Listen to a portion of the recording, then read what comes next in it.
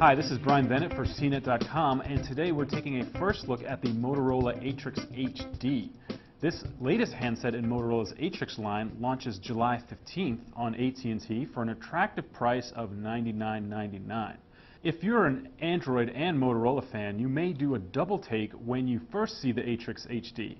That's because this handsome phone looks very similar to the Motorola Droid Razr, right down to its curved top-heavy hump around back and Kevlar coating that resists scratches. Available in colors of white, shown here, and titanium, the Atrix HD definitely feels well crafted, but a bit plasticky and not as premium as the more metallic Motorola Droid Razr phones on Verizon. The Atrix HD is pretty thin too, at just 1/3 of an inch thick at its trimmest point. Despite being svelte, this phone features a big, bold, and bright 4.5-inch LCD screen with a 720 HD resolution.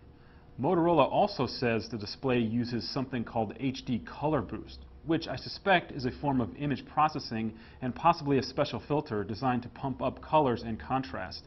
Just above the screen is a VGA front-facing camera.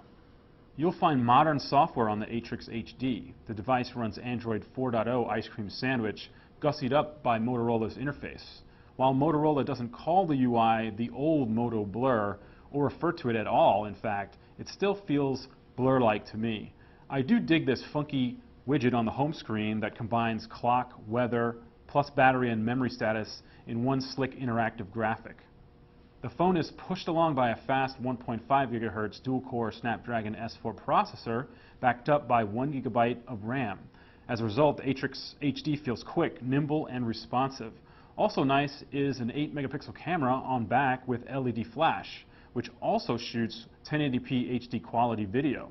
The camera snaps pictures quickly and boasts a ton of features, settings, and shooting modes. It also lets you take pictures while the camera is rolling.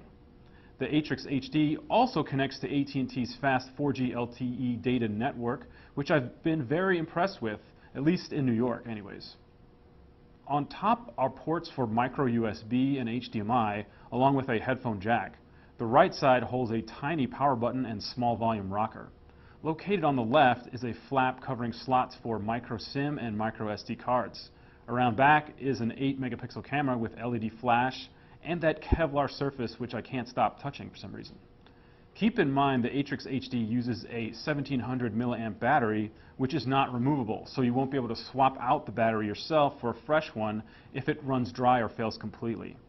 Also, compared to the massive 3300 mAh battery in the Droid Razr Max, I can't imagine the Atrix HD to provide anywhere near the Max's runtime. I'm Brian Bennett, and this has been a first look at the Motorola Atrix HD. Be sure to check out our full review at CNET.com.